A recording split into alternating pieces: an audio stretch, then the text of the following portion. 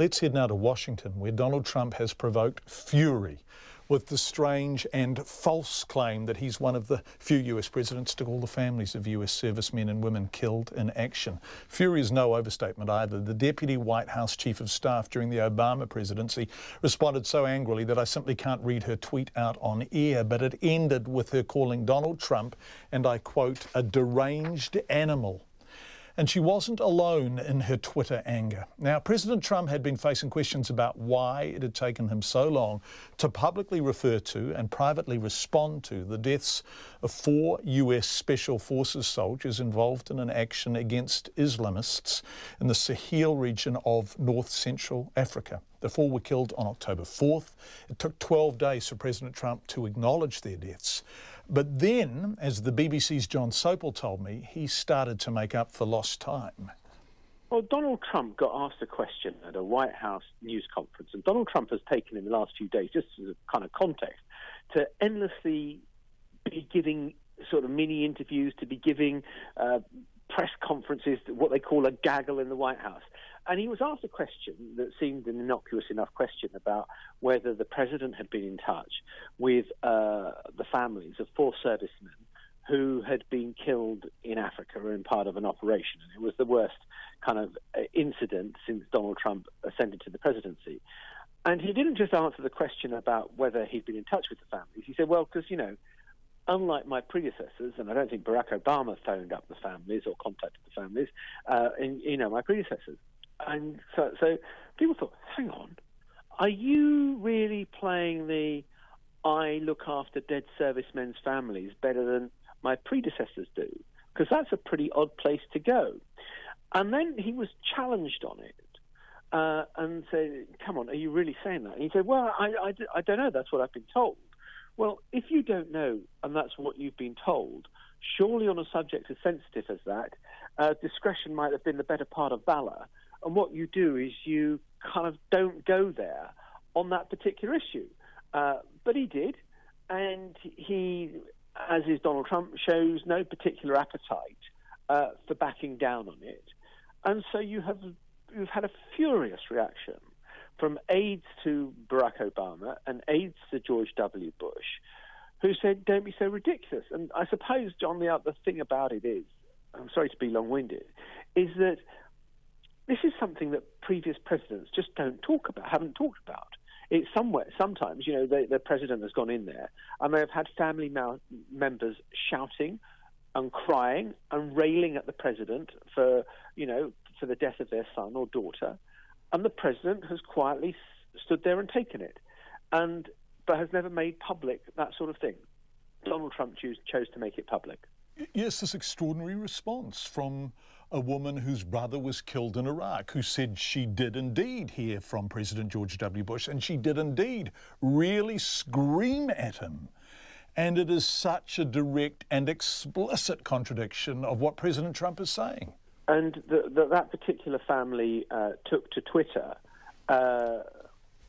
obviously still in pain at the loss of a loved one during the George W. Bush era, but saying, broadly speaking, Bush did the right thing, and Donald Trump, well, I won't say what they said about Donald Trump because it's unrepeatable on your airwaves, I suspect, but it's something about being a liar. And the other thing about it, again, which was so odd if you think of normal politics, Donald Trump sort of made it about him by talking about how, this is one of the toughest things I have to do. It's really tough having to make those calls and to speak to those family members. And, those are my worst days in the White House when I have to, like, poor me.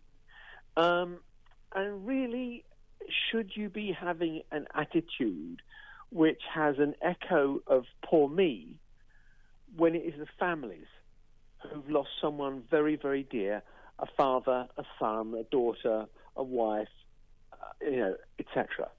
And I think that again, slightly jarred that, people are saying, well, isn't that a rather narcissistic way of looking at what is a family tragedy, and yet you make it about you?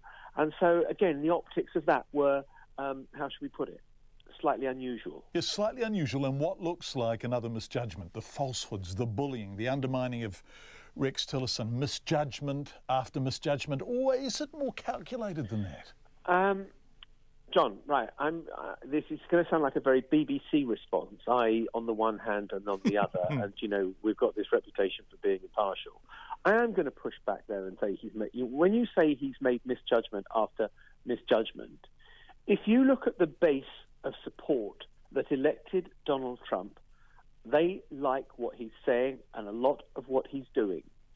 And the fact that he is rough around the edges, that he goes and picks fights, that he says things that no other president would have dared to say, they kind of like him for it. And you look at whether it was the protests in Charlottesville, where he seemed to find a moral equivalence between anti-Nazi supporters and people who are Ku Klux Klan aficionados, some of whom are carrying swastikas. Did he lose support over that? No. Does he lose support for the highly personal attacks he makes on some members of Congress, of all sorts of people who suddenly come into the crosshairs of the president? No. Does he do his supporters take offense at him going after what could be construed in a racist way of American football players, most of whom are black, because one or two of them have protested and knelt during the national anthem? No. So in crude political terms, I don't think you can say that Donald Trump has miscalculated. I think he has judged his base. He knows, broadly speaking, what he can do. The other thing that I think a lot of the American audience like about Donald Trump, they feel they're in a reality TV show. You know, Donald Trump almost teases what's going to happen next. You know, I'm going to have more to say to that in a couple of days. Who's going to be the chairman of the Federal Reserve, he was asked today in the Rose Garden of the White House. I'll be able to say more on that in a couple of days. You know, stay tuned in. I've got more to say on this. And so people are swept up in the drama of Donald Trump. He sucks the oxygen out of the room for anybody else. He is the center of attention. Those that loathe him despise him, and those that like him still have found no reason to question the judgments they made last November. That's the BBC's Washington correspondent, Jon Sopel, joining us earlier this afternoon. Gosh, it's absolutely fascinating, isn't it, US politics at the moment.